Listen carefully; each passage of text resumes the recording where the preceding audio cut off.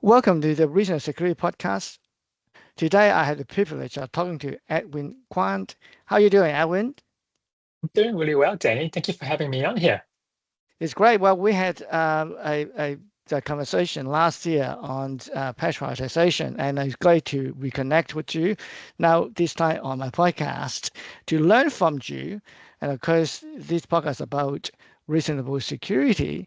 And so, first and foremost, I want to uh, learn my audience learn more about your background, and I will include in the show notes link to your LinkedIn profile and some of the the material you have published on your profile number platform. In fact, I will start with explaining that now, as I know you through the cybersecurity industry, you are no doubt a recognized cyber leader, and professionally, you are a security architect with a distinguished career as an architect across a number of large enterprises in Australia. But in addition to that, you're also a podcaster. So I was on your podcast before. But last but not least, you're a master scuba diver. And maybe we start with the scuba diving and tell us a little bit about your career history and how do you get to here. Yeah, I know that is quite a lot. Thank you for that. So I'll start with the diving, like you talk about. So I got into that when I was in high school. I really wanted to explore the underwater nature, and it's it's a really nice thing. Like I don't know if all of you listening up here actually have experienced that. But diving is so peaceful. You get in there, you're looking at all the untouched nature. um, you can't really talk to anybody. So there's a piece of quiet and calm in there. It's really different in today's era where we're bombarded with notifications and everything. So I've been diving since '98. So I'm still diving quite regularly. And as Danny has mentioned, I've done quite a bit of diving in there. Coming to my security career. So I actually started off not really in cybersecurity. I started off as a software engineer right after uni. So I was a Java developer starting out in there. And I kind of pivot into security because the company I was with at that time was working towards meeting some regulatory requirements in the financial services area. So I kind of stood up to the challenge and kind of decided to help with the security uplift. And initially, it was in application security, product security. So I had to do things with training and awareness, building that up, and kind of building out that whole application security framework. And over the years, I kind of moved along in that journey and kind of expanded into multiple areas, security advisory, incident response, um, and then coming to the podcast. So one of the things I find is really useful is that whatever you know in cyber gets outdated very quickly. So you got to always stay up to date. And I thought this is a great way for me to kind of give back. I spend a lot of time every week, reading up, staying up to date, and I decided to put together all the things that I felt interesting and kind of share that internally within the organization. Feedback was really good, and there were people who left the organization and they were still requesting for me to share those updates. So I decided, let's just do a podcast. So that was how the podcast started. It's called Cyber Bites. It's just short bites every week, released on a Friday. Yeah, it's available wherever you get your podcasts. That's great. Yeah, and I definitely have subscribed to it, and in fact, I have learned a lot from that. And I would include in the show note a link to the podcast and also a newsletter. And in fact, which is why it's on point. One, you just started the season 2 of the Cyber Bytes podcast, and one of your podcasts talked a little about. I think you kick off with that about security champions. And if I can paraphrase that, please correct me if I misunderstood what I learned. There are 3 traits of a security champion. It is important. It is not just positioned or framed as a corporate initiative or someone else just telling you it's part of your job, you got to do it. It is, in fact, mindset is a real network of security-minded professional of the three organizations serving come together with a passion as a security champion. That's a point number one. Point number two is that security isn't just for a department. It's a mindset, and often we said, security is the responsibility of everybody. Sounds like cliche, but it is also very true. And I really enjoyed the way you described that in the podcast. And I will include a link in the show note to that particular podcast. And third and final, and not the least, the secure champion is not about creating restrictions to people and organizations that like you could do better, you had done something wrong. It's not about that. It's reverse true. It's about empowerment. Do I get it right? Yes, no, you're absolutely true. So, most companies, the security team or I guess security champions are very focused on application development, right? With the AppSec, DevSecOps kind of approach. The security team doesn't really scale proportionally to the number of developers in there. So to be able to support the development teams, you're not going to have enough security people around. So that's how the champions program kind of form about.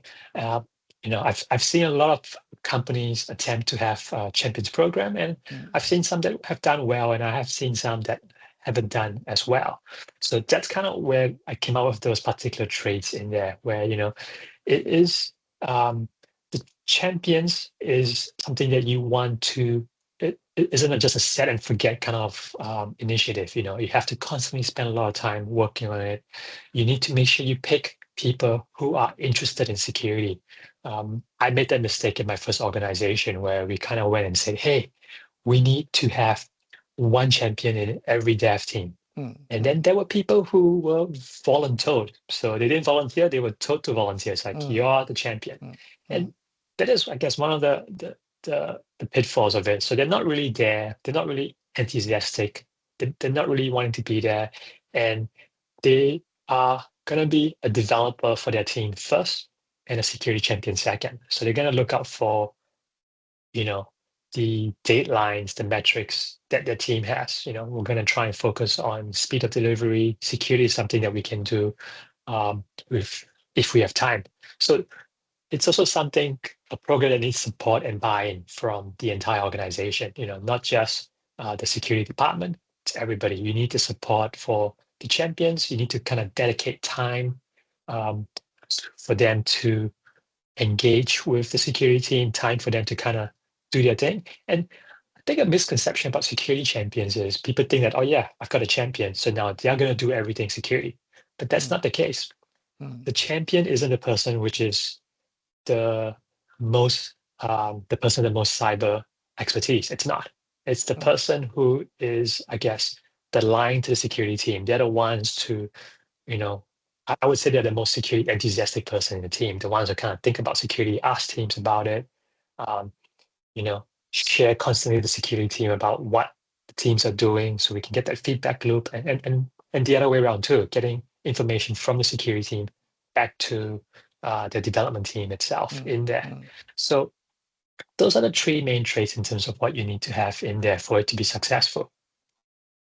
Yeah, exactly right. And I think this kind of resonate with our previous conversation on your podcast of patch prioritization in a DevOps context, or DevSecOps for a better term. It's about mindset. It's about thinking in terms of the flows and people work, and as I say, it's about communications.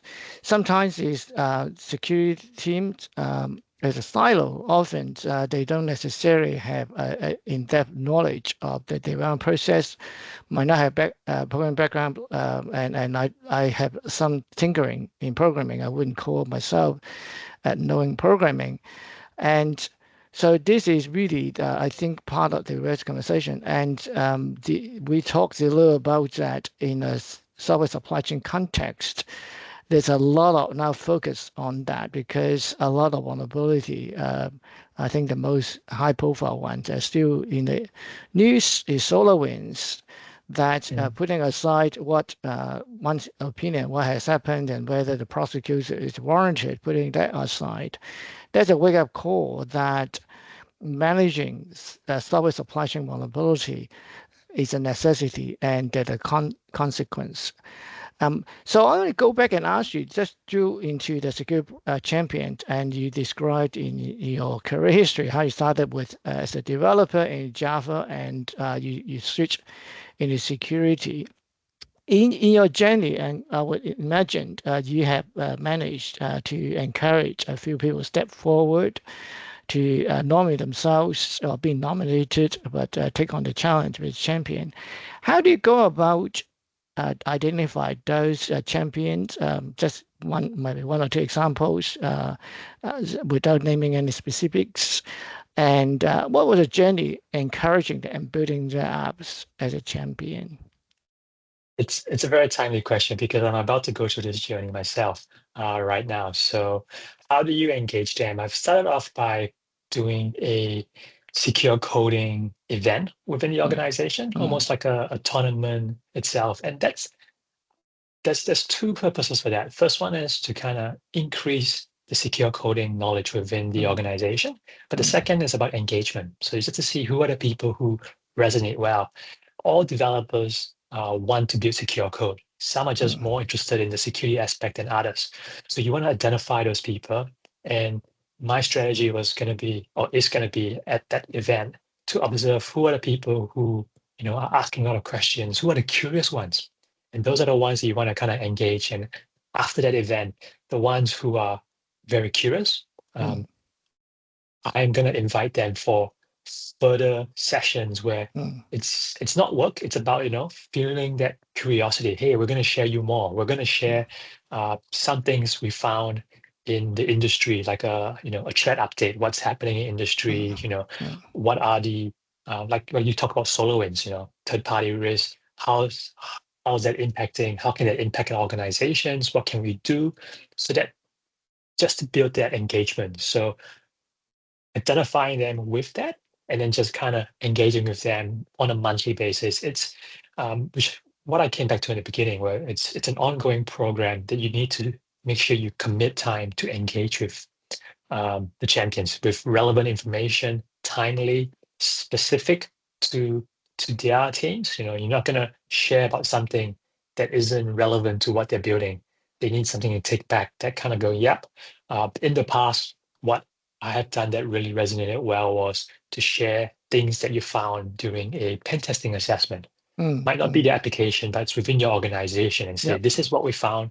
You know, please go back and have a think about it that is also present in the apps that you are responsible for. So just to kind of get them thinking, or even get them together, talk about solutions. This is the problem. What is the approach that we can use, the secure design pattern within the organization that everyone can adopt to, address this particular vulnerability. So getting their inputs and all, that seems to be the, the way it works. And I've seen programs do well when they start off with that, but then Mm. the energy or the commitment drops off and tapers off, and then the program kind of just flattens out too. So it's a constant investment that you have to spend time with your champions for it to be successful. Yeah. Now, I completely understand what you're saying, resonates that. And in fact, it probably go back to the first point, what I recited. Champion really should be understood and seen through the lens of this is not a corporate initiative, but passionate professionals, security-minded professionals through the organizations. So I want to drill down into that question a little bit more. You explained how you identify the individual contributors becoming champion. How do you maintain that network? And how do you build measure support? This is not part of their job. It could be, but it's not really. So how do you juggle that balance in terms of maintaining the momentum and commitment to the champions? Yeah, that's an interesting one. Like I said, they're always developers first, and then they are champions second, or they're Yeah, everything else second, right? Like the yeah. whole shift left, they're a developer, they're a tester, uh, they're in ops, they do everything, and security is just another hat. How do you do that? And Mm, Champions program isn't just about engaging developers directly. It's also about mm, getting buy-in from the top. some sort of recognition to go, you are a champion. What does it mean?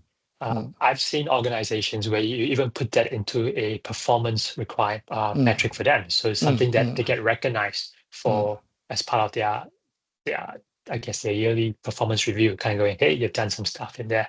So support recognition, very, very important with that. I've seen an organization that have also, with the recognition, kind of at their company all hands, have like a recognition bit where they introduce who are the new champions that just entered the program, kind of give a round of applause, and then they got the CTO up there, shaking their hands, giving a little bit. So these are the things that are useful, but it comes back to the engagement, sharing with them, working with the teams. The champions are also there to provide you information about what they are doing. For security to be successful, it has to integrate well with the development processes. So if those processes are changing, they're maybe thinking of using a brand new language or going somewhere else. You want to be informed about this early so you can be on a journey with them and not find out, just before they go to production going, hey, we're ready to do an assessment on this. Going, wait a minute, we haven't been involved. We might not even have the right skill set. So that's that two-way communication. So I would kind of summarize that as, I guess, recognition. It's very important, even from the top. So buying from the top with recognition in there and just engagement. Timely, specific, relevant engagement is what I would say. So, that makes a lot of sense. And it's a double-edged sword because if that becomes part of someone's performance measuring criteria, it could also be intimidating and someone might feel that as a burden. And on that note, I want to expand our conversation because the elephant in the room is artificial intelligence, AI. And I was start with the a quote from Marc Benioff, founder and CEO of Salesforce, that I watched one of his podcasts just before Christmas last year, where the title was Salesforce Stop Hiring Software Engineers. But did not come as a surprise, but given what we just talked about developers, and what he said there was, and he was asked, "Are you going to reduce your workforce?" Which they have done, the major tech layoff in 2023, and he said, "No, not that. That's not a cost-cutting exercise because he's going to double his software engineer workforce by deploying their own Agentforce AI agent platform." And so I also note in your that your Cyberbyte scheduled, you foreshadowed you're going to talk a little bit about AI, machine learning, and emerging technology probably towards the end of your episode series.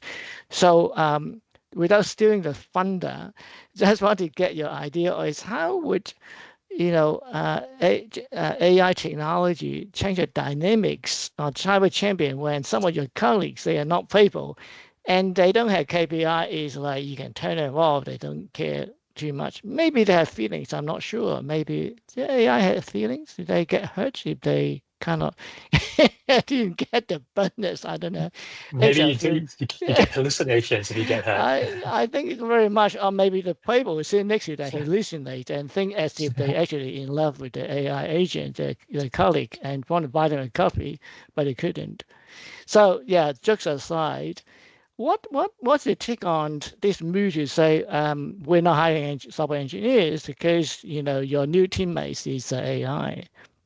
Yeah, no, that's a very interesting approach, right? Like obviously that whole Salesforce thing, that's all quite recent. So this whole agentic AI is pretty new to me. I'm also learning in that. I think so far what I've learned about it is that, there's no agents involved in the training of the data.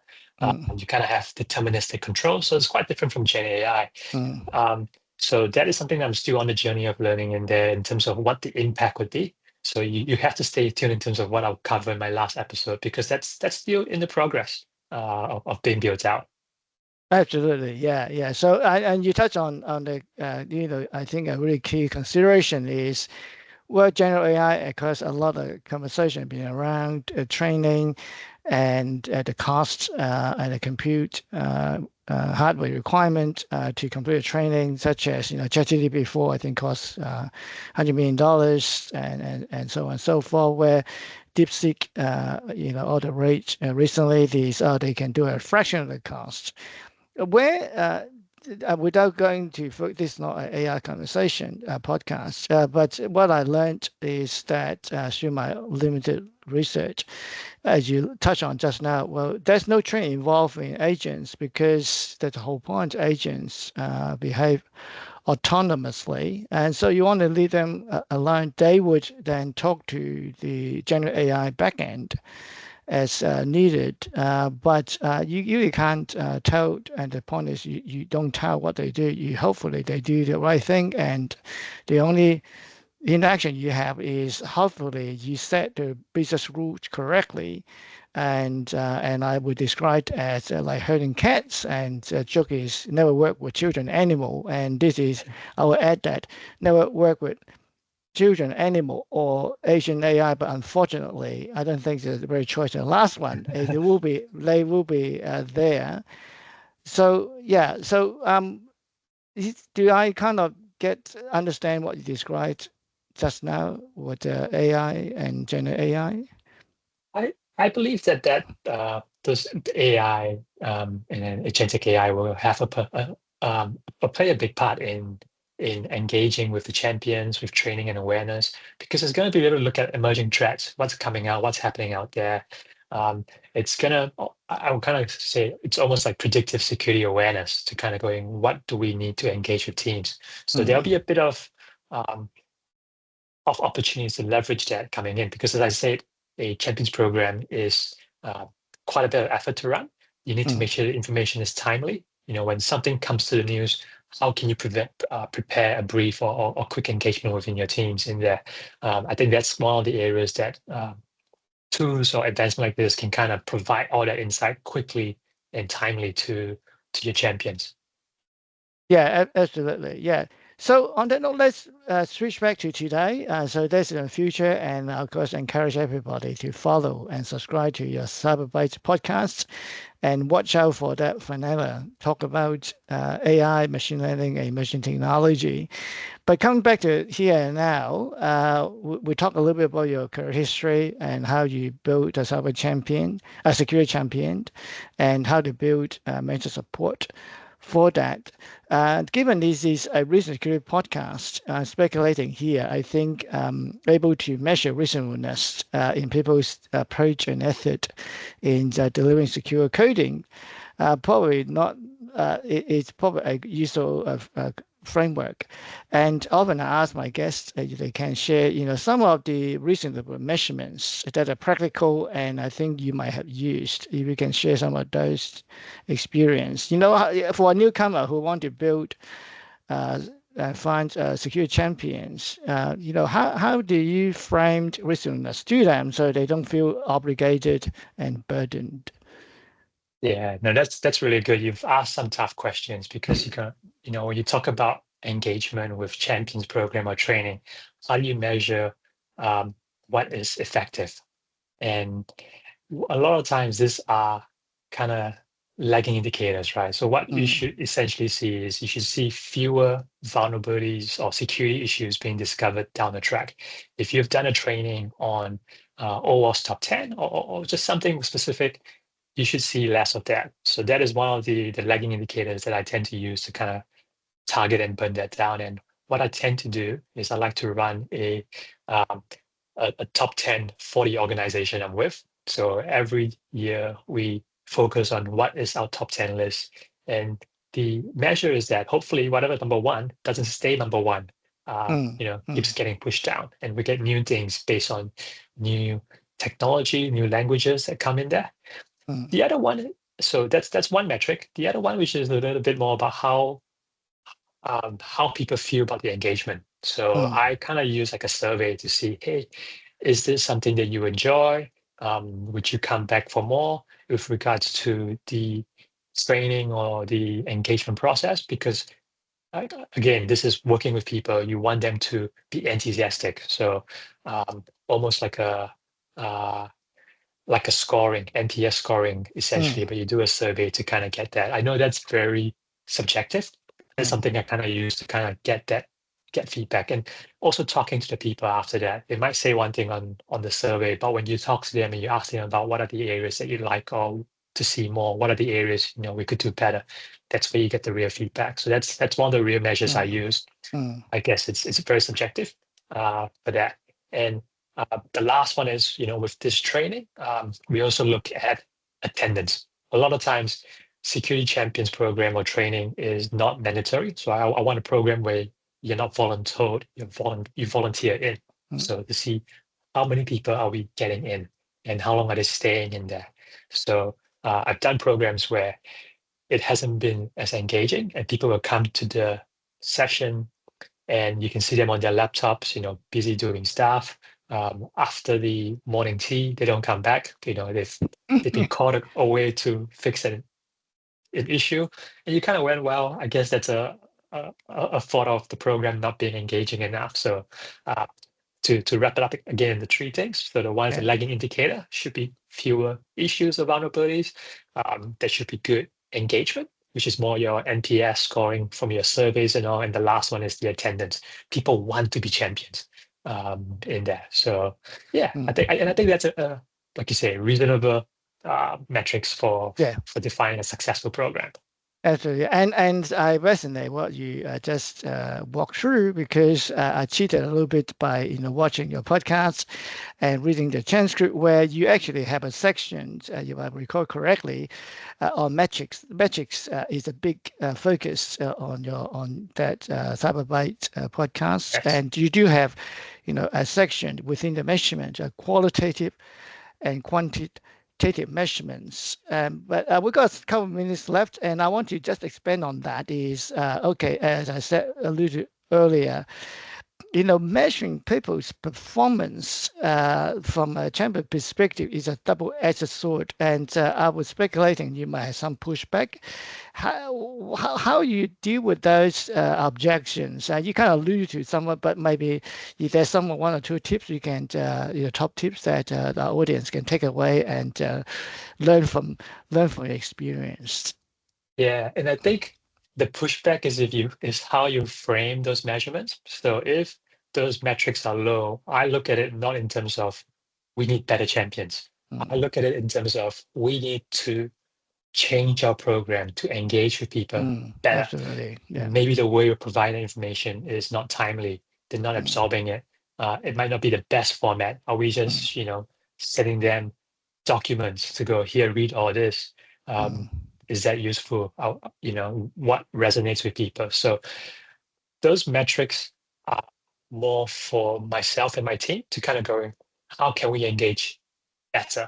And what works for one organization might not work for a different organization. And same for champions. Different champions have different way of learning or processing information. So the approach I take is I go all out. I we present stuff in there so people can ask questions if they want to.